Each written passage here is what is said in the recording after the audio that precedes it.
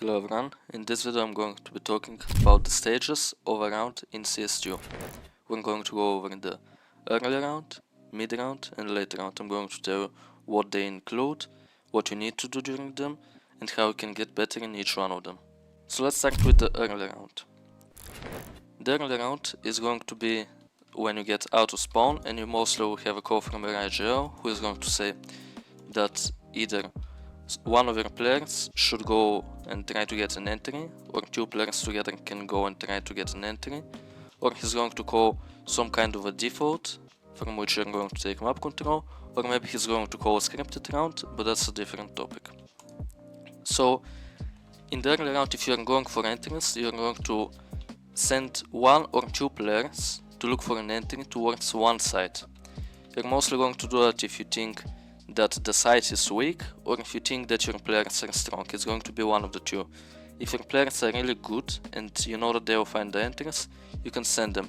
If you know that the enemies are bad on that side, you can send them as well. The reason you're going to send players to find an entry on one place of the map, so it can be B, it can be mid, it can be A, it can be water, whatever, you send them on one place. You don't send 5 different players on 5 different places, because you want to look for a duo on one place and be focused on that, because if you look for a duo everywhere, then you're going to lose some of those duos. You're not going to win all of them, so you're going to end up in a very weird situation where everyone is out of position and you have no control. That's why you can have 2 players searching for an entry and the other players can take map control. And that leads me on to the next point, which is if you don't call for an entry, you most likely call some kind of a default to take map control. Taking map control is basically taking an area of the map. So let's say you take bridge, like this area here, from here to all the way to here. You take that area, or maybe you take control towards A, you take control until there. Maybe you're going to take control of connector inside of here. You take some kind of an area from the map, or you take more than one area from the map, in order to make it easier for yourself to go towards the side and to make it harder for the enemies to read. Because if you have mid and you have con and you have A main, they have no idea what you are going to do. You can split A, but you could also split B, you could wrap B, you could go to con, you could split B from con and main. They have no idea what you're going to do. So it denies information from the enemy, and it also makes it easier for you to get into a site and finish the round. Let's talk about what you should do during the mid round now. You're mostly going to already have taken some kind of map control, and at that point you can try to bait utility. So let's say you took control of A main and the enemy threw like a molotov or whatever, or a smoke, doesn't matter. You most likely will throw a smoke here and a molotov here to clear A main. So you clear A main, you take this control, and then from there you can fall back a bit, and if your enemies are high level, what they will do is probably they will try to smoke A main, they will try to maybe throw a flashbang or something, and they're going to clear these angles, and then they're going to think, okay, it's clear, let's go back.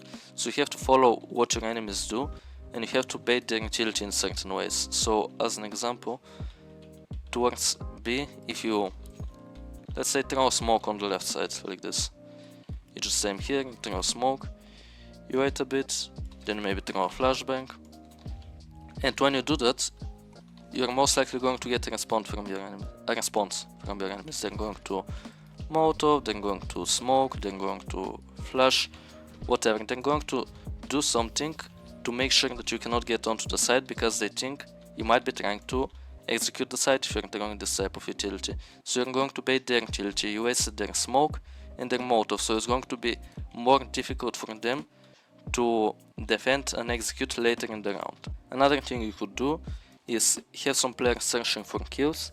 So let's say again on B, you're holding and they throw a smoke in the beginning of the round, so you just hold, and then the mid round your IGO tells you to search B. So you're basically going to go towards B, you're going to pre-aim different angles, and you're going to try to find an entry. You're going to look for a kill, and if you get a kill, it depends on what your IGL wants you to do after a kill, so you're probably going to talk about that during some theory session, during some practice session, you're going to talk about, okay, if we search for kills, we get the kill, we fall back a bit, we wait a little bit to see what the enemy does, and then we execute the site. Or he could say, if you get the kill, I want you to keep going into the site, take the control, use your utility to isolate the rotations, or whatever. So that's something your team decides. I cannot tell you exactly what you need to do. Ask your IGL what you want to do after you take a kill like that. And then the other thing that is going to happen is going to be the mid-round call. It can be after baiting the utility, mostly it will be after baiting the utility. And you might do a mid-round call without a player searching for a kill. That's 100% possible and happens a lot. So the mid-round call is going to be mostly coming from the IGL, sometimes it will be coming from a different player, but mostly the IGL will make the decision, mostly he will make the call. So how an IGL would determine what to call is, first of all, his players need to let him know what is happening on the map, because if your IGL is here on mid, he has no idea what's happening on B and he has no idea what's happening on A. Maybe he doesn't even know what's happening on connector because he's too focused on what he's doing.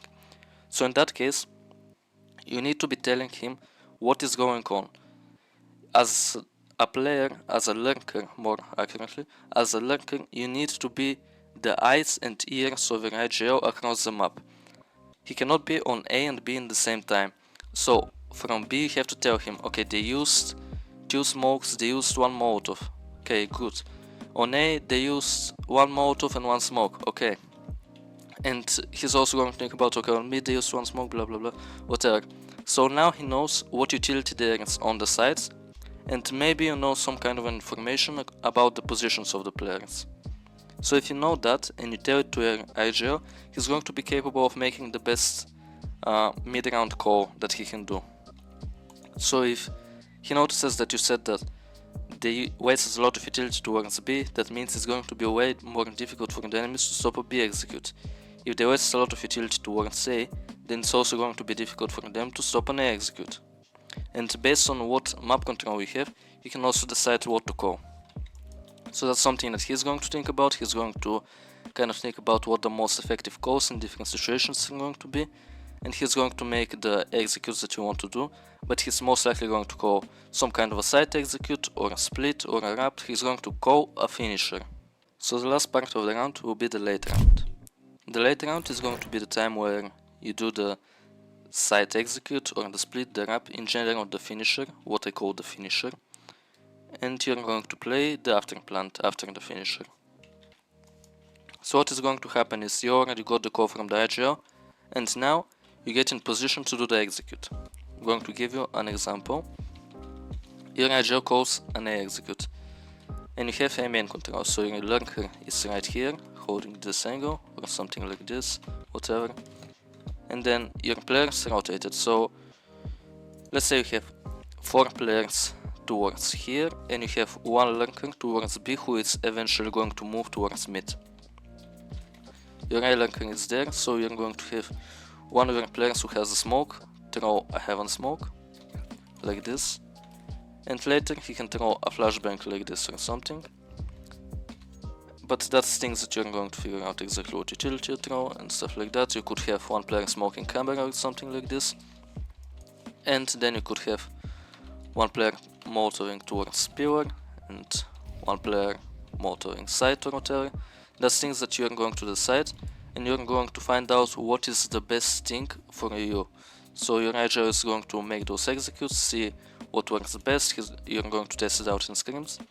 So everyone needs to know his role, and late rounds will be mostly played in a very specific way that is according to a strat book, because it's going to be a finisher. In late round you must do a finisher if you have a lot of people alive, which leads me on to the next point, which is clutches. You're not going to have a 5v5 or a 4v4 all of the time. Some rounds you're going to have a 3v3 in the late round, some rounds you're going to have a 2v2, 1v1. So what I call clutches is not, a clutch is not only a 1v5 or a 1v4, 1v3, whatever. 3v3, 2v2 and 1v1 are also clutches. 1v1 is obvious, but 2v2 and 3v3 I also consider clutches, and all players that are on a high level also call this clutch. So during clutches you're most likely going to go off the script because you don't have the players, you don't have the utility, you don't have the things that you need to execute.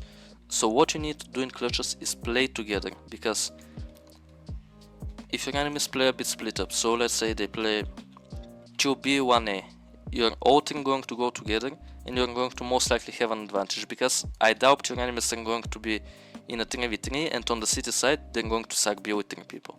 I doubt they're going to do the same thing towards A as well.